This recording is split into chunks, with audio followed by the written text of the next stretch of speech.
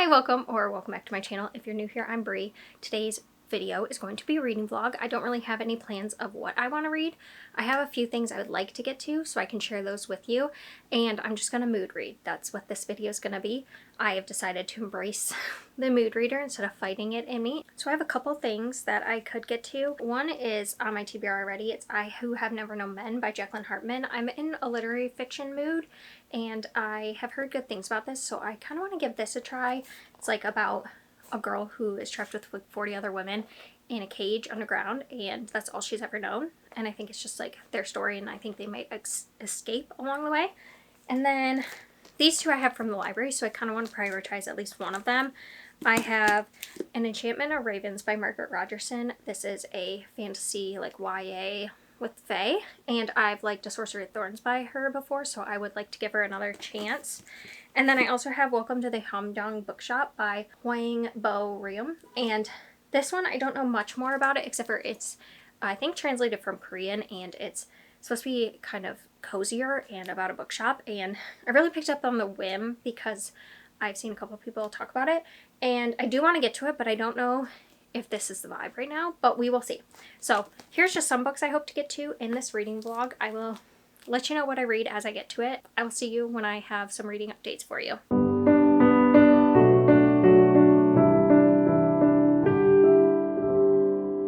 Hello. Sorry if you can hear my car. It's currently 1 degree out and I'm not gonna turn it off so that I can film this because I will be freezing.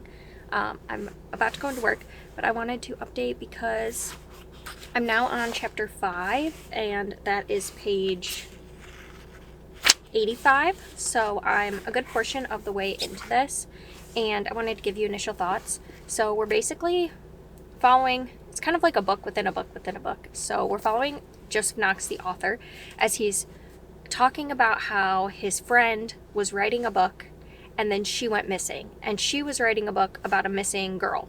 And so we are reading the book as we get like email exchanges between him and his friend, and then also we get the friend's interviews with the friends of the girl that went missing. So most of the book is her interviewing the friends, and we're not really getting her input until she sends emails, but it's more like just their statements. Like, so this might give it a good example. It'll just say like the person's name and then their little thing that they said, and then I'll go to the next person, and they all kind of interwork at the same part of the story. So like we'll start by like the beginning, like a couple days before she went missing, and they're detailing like what went down, and it's like I want to say 5 different friends. I kind of am losing a little bit of track of the people, but they are all just telling what they did. They basically went to a bar, and then she never came home, and so they're trying to figure out if she's dead, where she went, what happened to her. And then also she is a twin, so we're getting a lot of the twin and like their sister dynamics, which I think is interesting. And then we also get just like little inputs of the author and him following up with his author friend in their like email exchanges. And so yeah, we know that the author's missing, and we know that the other girl's missing. It does say what happens to all the girls who go missing, so I don't know if there's more girls that are going missing throughout the book.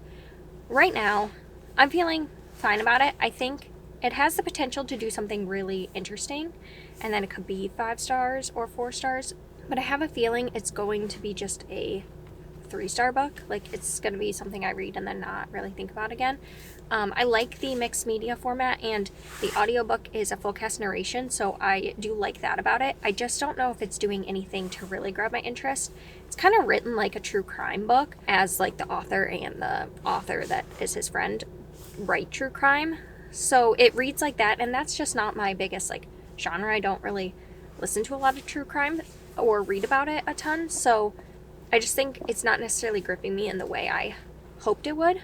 But I don't know if I said, but I'm using this as the truth or lies portion of the buzzword readathon. I'm trying to do it. I would like to do it per month and actually read the books in a vlog. So we'll see if that happens. But this one will work for true. And then I do already have my pattern one, which I read The Lion Women of Tehran, because now there's a buzzword-a-thon and a buzz, like, I think it's still called buzzword-a-thon, but it's like the book covers. So for book covers, it was patterned. I got The Lion Women of Tehran, and then this one for Truth and Lies. And I will at least get that knocked off. So I'll come back when I've got more opinions, but right now I'm not super invested. It's also not a book that you really get to know the characters because there's a separation of like interviews that I don't really feel like I'm getting to know the characters a lot, but it is a pretty long mystery, so who knows. I've seen some of the reviews and they did say it was like twisty and that the twists really got them, so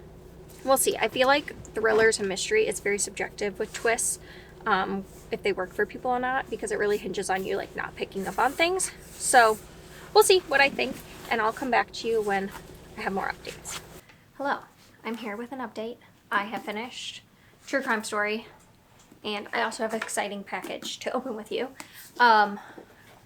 Okay, well, I started right here, and then I finished it without updating you. It was really boring for a lot of it, so I didn't really have anything to update. Also, sorry if you can hear anything. Pippi is currently eating behind me.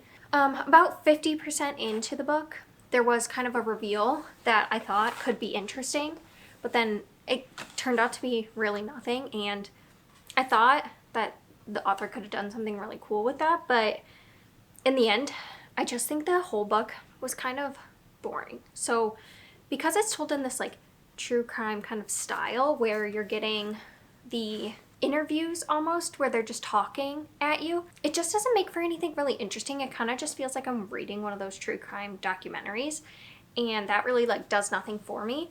And then also I think there was like a lot of red herrings throughout this, but they weren't very interesting, and then also just like the amount of them felt like a bit unnecessary in my opinion.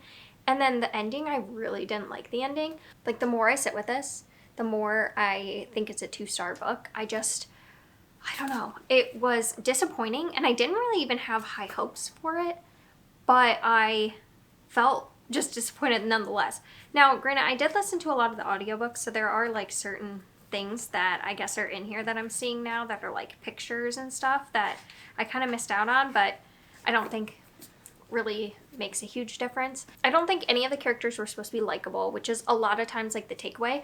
I think I've read this in a different format, so like In My Dreams I Hold a Knife is example of like a lot of messy friend dynamics, and I think this was trying to pull off a messy friend dynamic. There was messiness, but it didn't pack a punch because of how we were receiving the information, and I also just I didn't like the ending. So yeah, I think I'm going with 2 stars. I think that if you like mixed media in your books, especially in your mysteries, like this did that, but I think I wanted it to be more self-aware because the author is talking to us, but it just, I don't know, it just didn't work out for me. And yeah, there's also like a lot of redacted things. So like there'll be like this part where the author is like hearing from the author who was writing about the story in the first place, Evelyn, and it'll just redact stuff like that. It'll just say, and in the audiobook, it just gives like a big beep.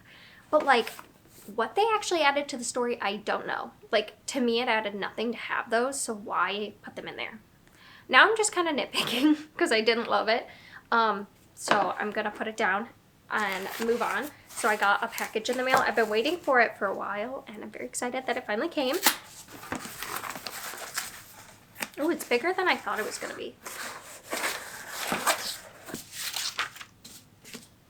It's finally here, Witchcraft for Wayward Girls. Yeah, I'm very excited for his new book. I think this premise sounds really interesting. I'm a little worried about trigger warnings, but I feel like I can handle it. I've really liked a lot of his books, so I'm excited to get to this one because this one seems like most up my alley. The last one he did, the haunted house one, How to Sell a Haunted House, I didn't like, but other than that, I've really enjoyed his stuff. So I'm excited to get to this and see what I think, hopefully in an upcoming vlog. I'm getting distracted because I saw there's like little, you can see there's like black marks, so it looks like there's gonna be like little pages maybe of like spell book, which I find I always like that edition in books. So anyway, I'm just yabbering on, and I'm gonna go, and I will check back in when I have another book to talk to you about.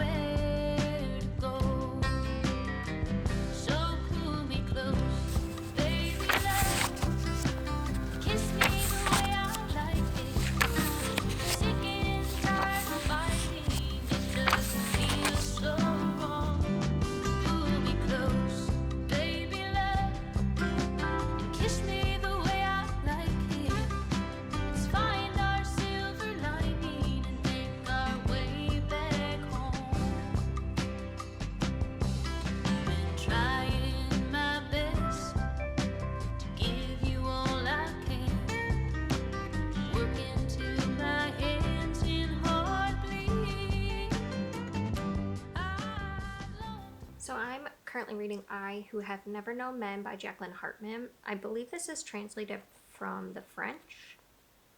Is that right? Yes. And it's translated by Ross Schwartz. And this is a book I really hadn't heard much about, but lately I've seen a lot of people read it, so I was intrigued.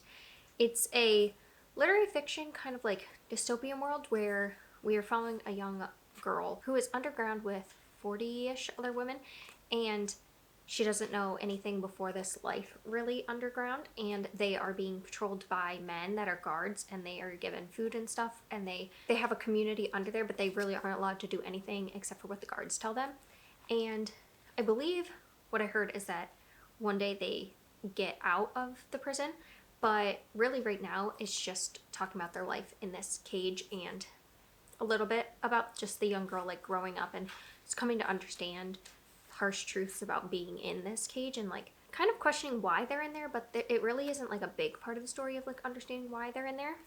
And I thought that it would be more about them getting out, because what I've heard is more about like them getting outside the cage, but I don't know if that actually ever happens, but maybe. What I was gonna say was I also didn't realize that this is just one long chapter.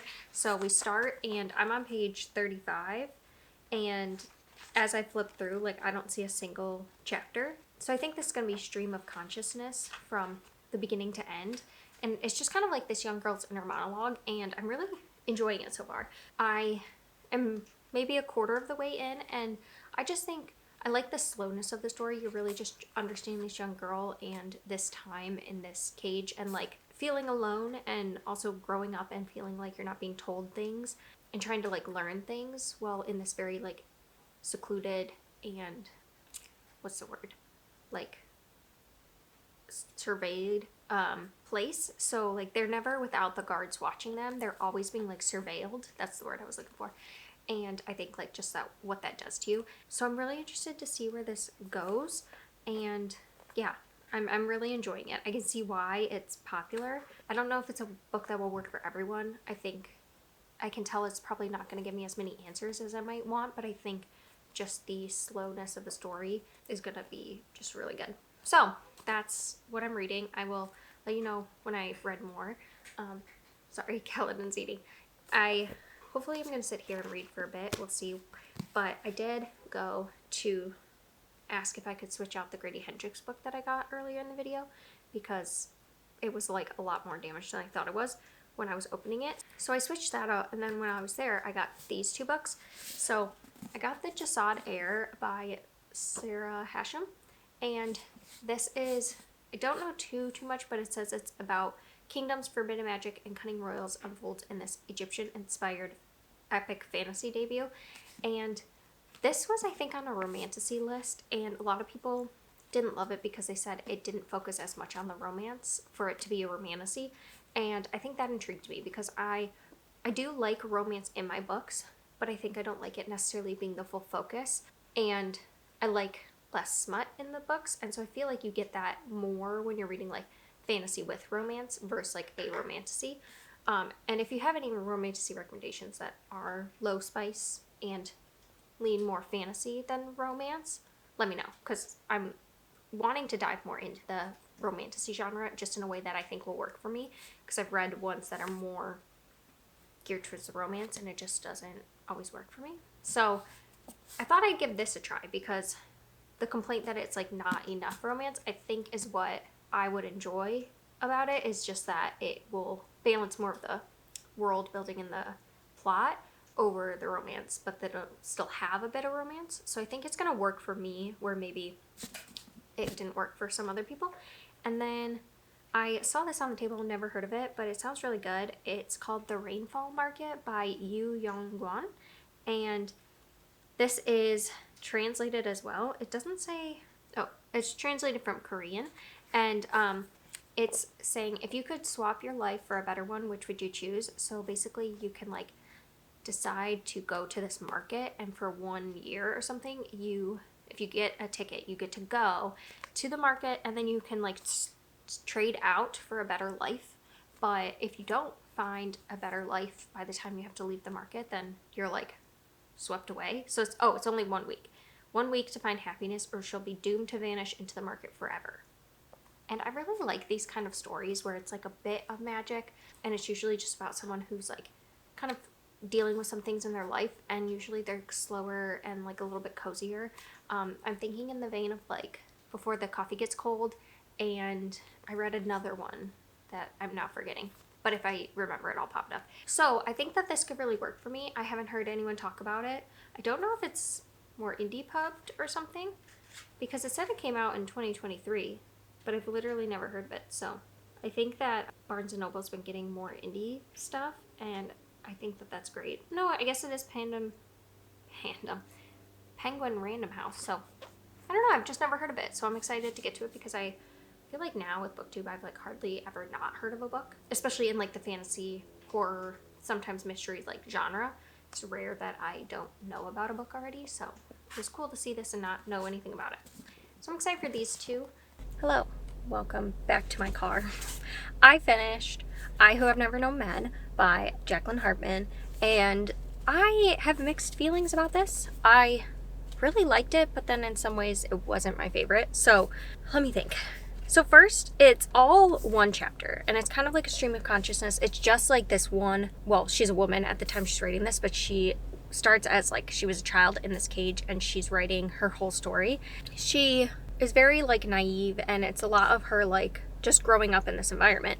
And I think the one chapter was a little bit difficult for me, just because like there never felt like there was a good stopping point. It just felt like it was dragging. Like the book is only 165 pages, but it felt a lot longer because it never took a break. And so I just found that that didn't really work with me the best, but I really liked the message in here. There's a whole after by Sophie McIntosh where it goes through like what her interpretation of the book is, and I thought that was really interesting to read. We have like, really it's about this girl who is in a cage, and she's with 40 other women, well 39 other women, and she's the only child. So when she gets there, she has no memories of the world before the cage, but all the women do. They talk about like their time when they were free, and they like reminisce on things. And so it's really interesting because I feel like it's a look, and what Sophie McIntosh also says in the afterword is like a look at gender roles, and specifically I feel like it's playing with how gender roles in society are intertwined, because we have a young girl and she is learning things from the women about their time before, but she doesn't really understand it because she has nothing to connect it to. So her version of womanhood is very different than the version of the women's that have lived like outside the cage, their version of womanhood. And I find it really interesting because I think it's just, yeah, really examining like, if you take womanhood out of the social constructs, what does it become, and how gender roles like are really impacted by society, and without it they're much more fluid. So I thought that was really interesting. When I checked in last, I think they were still in the cage, and then the good portion of the book is from outside the cage, like people have said. So exploring that world was interesting as well, seeing the roles that everyone takes on throughout the time of their escape. And yeah, just it's really a slow moving story, and we get like some answers, but we also don't get a lot. And I think that if you go into this wanting a ton of answers, I don't think that this is the book for you. But at the same time, there's a lot of questions asked about the world, so you get to like contemplate a lot, and I liked that. It felt also vaguely like sci-fi in certain ways, yet not. I don't know, it felt a little like dystopian as well to me, and I liked the blend of like literary fiction and almost like a sci-fi speculative element to it. Yeah, I did like following our main character. She's unnamed, because I think getting the world from her perspective, where she's like questioning like the things the other women say, she doesn't have context for a lot of things, and seeing her try to figure out things without the context of the world before the cage. It also talks a lot about freedom and like feeling free, and feeling trapped, like the difference between the two kind of. So I enjoyed it, but I think I'm landing on like a 3.75, which is very specific, but it doesn't feel quite like a 4, and it doesn't feel quite like a 3.5. So that's why I'm going 3.75. And I really don't know who to recommend this to, because I can see people really enjoying it, but I also feel like you have to be a specific kind of reader to enjoy this. So I'm really torn on like who to recommend it to. I had a good time. I'm glad I picked it up. And now for very exciting news.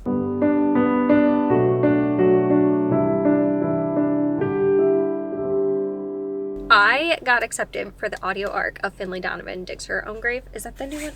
No, it's called, no, I think it is Digs Her Own Grave, right? There's so many of them now. Yeah, Digs Her Own Grave. I got accepted for it on NetGalley for the audio arc. So I did start it a little bit yesterday, but I only got like 5% in, so I don't really have much to tell you. But I'm so excited. Sometimes I go on and I request audio arcs from NetGalley. I've been pretty much just doing audio arcs because if I do the ebooks, I tend to not get to them. So I requested a couple and I saw that one on there and I did not think I would get it because it's such a popular book, and I'm shocked. I was freaking out. I was texting my husband because it was a big deal. So I'm so excited. I will listen to that. It comes out March 4th, I want to say. I'll put the thing up on here if I was wrong. But yeah, I'm very excited. So I'm going to read that and I'll let you know thoughts when I have more. But it's just like the perfect thing I needed. I was like reading this physically. So while I was at work, I was trying to find like other books to read, and I tried out like a couple books during work and nothing was keeping my attention. I was trying to read fantasy and I was not in the mood for fantasy.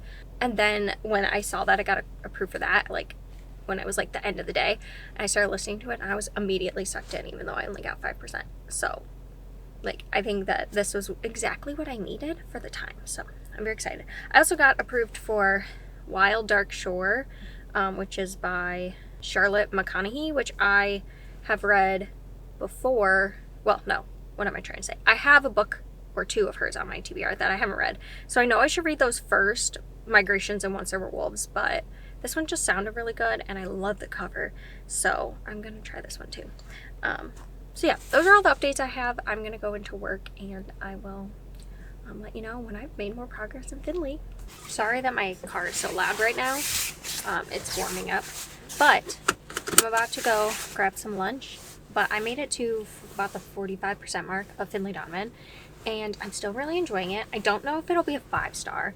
So far, it's just not giving me the 5-star vibes, but it is exactly what I needed to read at this moment in time. It's just, I don't know, very like cozy because I've come back to the series over and over again, and then there's just all the different relationships going on. I think just makes it cozy, even when we're dealing with like crazy murders. And this one felt a little slower than the other ones. We are very much like kind of unpacking a lot of relationships in Finley's life, specifically more her like romantic relationship. I feel like we're diving into that a little bit more than like the other ones. It was there, but now it feels like we're adding like another layer to the relationship. So I'm enjoying that. It feels like the mystery right now is like not as intriguing to me as the other ones have been, because I don't know, it's like it's being slower to develop, so there's not really a whole lot that we're like learning at this point in time about the mystery, but I feel fine about that. Like I'm still enjoying just being with the different characters, and like Finley and Vero are up to their shenanigans again, so like that's always entertaining, especially when they go and they're trying to like sleuth and stuff. Like those scenes are always really funny to me, so I'm interested to see where it goes. I'm not getting the 5-star feeling, but I still am enjoying it. So right now it's sitting at like a 4-star. We'll see how the rest of the book goes, but I just want to check in with a little update before I get my lunch, and I will check back in probably when I've finished it and let you know final thoughts. All right, so I finished Finlay Donovan, and I think I'm gonna go with 3 stars. I didn't enjoy it quite as much as the rest of the books in the series. I think because it just has a more cozy vibe, because the main arc has been completed. So this felt much more closer. Sorry for the lighting. The sun just decided to leave me. Because the book is more cozy, because we finished that arc, it's kind of felt like if you were reading a cozy mystery series, and it lost some of the spark a little bit. I still want to continue on because, one, the book left on a cliffhanger that I think could bring some fun back to the series and add a little craziness. It was just a lot more focused on like the relationships, and I didn't feel the mystery was as strong or compelling. And I also figured out what was going on almost right away once the beginning of the mystery really started. And I don't know if we were supposed to. Like, I think because Finley and Vero don't find a lot of things out till the end, there's a lot of reveals that happen. I felt like maybe it was supposed to be more suspenseful than it was. So, but it's also cozy. So cozy mysteries don't like tend to rely on that as much. Sorry, Pippi is having a good time back there. So it just ended up not being quite as good for me, but I still really like the series and I still want to continue. I just think if you were on the fence about if you want to continue or not, I don't know if this book will really like make you want to continue. I think it could deter you from wanting to continue the series because it was just kind of okay. Like, it didn't really wow me. It felt like a filler book to the next like arc that might be happening. It didn't really stand on its own. And I think if I were to look back at the series when maybe there's like 10 books out in the series, it would be one that I would forget about because it just didn't have a lot into it. We did deal with Finley and her relationships, and we kind of fleshed out some other things that were going on in the background that didn't always have the most attention.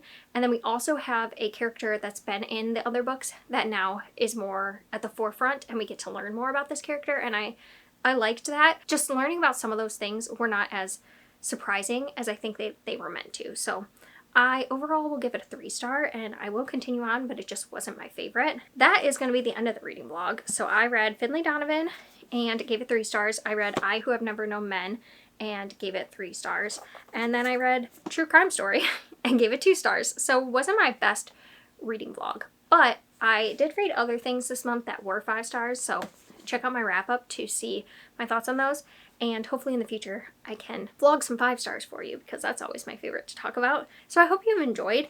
And if you want to leave a red emoji down below, I'd love to see it.